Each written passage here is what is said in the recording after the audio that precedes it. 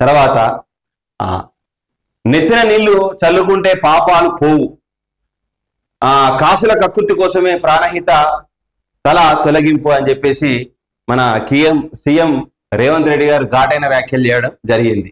పాపాలన్నీ చేసిన తర్వాత గోదావరి నీళ్ళు చల్లుకుంటే పాపాలు పోతాయా అన్నట్టుగా తనదైన శైలిలో బీఆర్ఎస్ శ్రేణులను ఉద్దేశించి మాట్లాడడం జరిగింది.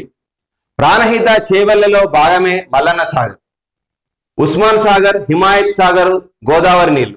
త్వరలో మహారాష్ట్రకు వెళ్తాం, తుమ్మిడి పెట్టి వద్ద ప్రాజెక్ట్ నిర్మిస్తాం, ఎవరు అడ్డుపడ్డా మూసి ప్రక్షాళన ఆగదు. రాబోయే 10 ఏళ్లలో ప్రపంచ నగరం హైదరాబాద్. గండిపేట బహిరంగ సభలో సీఎం రేవంత్ రెడ్డి పలు అభివృద్ధి పనులకు శంకుస్థాపన, ప్రారంభోత్సవం. నిన్న ముఖ్యమంత్రి మన రేవంత్ రెడ్డి గారు పలు అభివృద్ధి కార్యక్రమాల్లో శంకుస్థాపనలు కూడా చేశాడు.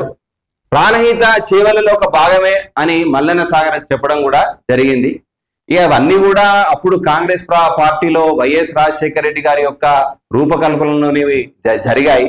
ఆ రూపకల్పనతోనే కేసీఆర్ గారు ఈ యొక్క ఖర్చుని ఇంకెక్కువ చేసేసి ఏది మొత్తానికైతే ఏది ఈ కాళేశ్వరం ప్రాజెక్ట్ లో ఏది వేస్ట్ గా వృధా డబ్బునే ఎక్కువగా అంతా కూడా నీలపాలు చేయడం అనేది జరిగిపోయింది.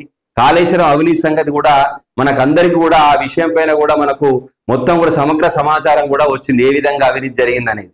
అంటే అంతకుముందే కాంగ్రెస్ హయాంలోనే ఈ యొక్క ప్లానింగ్ అనేది ఉండే. కానీ ఈ ప్లానింగ్ అనేది ఎట్లా ఉండే వాళ్ళదంటే ధనం అనేది వెచ్చించకుండా ఎంత అవసరమైతే అంత అవసరం పట్టుకే ఈ ప్రాజెక్టుల నిర్మాణం చేపట్టాలని ఉండాలి. కానీ మరి బీఆర్ఎస్ ప్రభుత్వం ఏ విధంగా చేసిందంటే వాళ్ళు చేసింది ఇంకా ఈ యొక్క ఎక్కువ ఖర్చుగా చూపెట్టి అన్ని రకాలుగా నష్టాలు చేసే పరిస్థితిలో వాళ్ళు వెళ్ళి ఈ రోజు కాళేశ్వరం ప్రాజెక్టుని పతనం చేసే దిశగా బీఆర్ఎస్ శ్రేణులు చేసినందువల్ల ఈ పరిస్థితి ఏర్పడ్డదని చెప్పేసి ఇక్కడ విశదీకరణ అవడం జరుగుతుంది.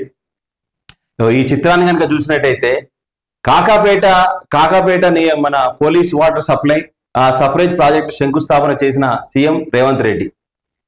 ఇంకా కొన్ని విషయాలు చూసినట్టయితే కాంగ్రెస్ తెచ్చిన గోదావరి జలాలు నెత్తి మీద జల్లుకొని తామే ఏదో చేసినట్టు కొందరు నమ్మించారంటూ బీఆర్ఎస్ నేతలు ఉద్దేశించిన సీఎం రేవంత్ రెడ్డి విమర్శ చేశారు.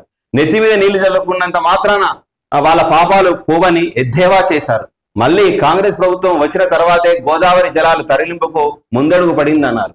రంగారెడ్డి జిల్లా గండిపేట వద్ద గోదావరి జలాలను హైదరాబాద్ తరలించే 2-3 దశ సోమవారం సీఎం రేవంత్ రెడ్డి శంకుస్థాపన చేయడం అనేది జరిగింది. అంటే ఇవన్నీ కూడా గోదావరి జల ప్రక్షాళన అనేది మొట్టమొదలు కాంగ్రెస్ పార్టీయే దానికి రూపకల్పన చేసింది. వీళ్ళేదో చేసినట్టు పెద్ద నెత్తి మీద చల్లుకొని మేమే అన్ని చేసినాము అని చెప్పేసి అది కరెక్ట్ అయిన భావన కాదు.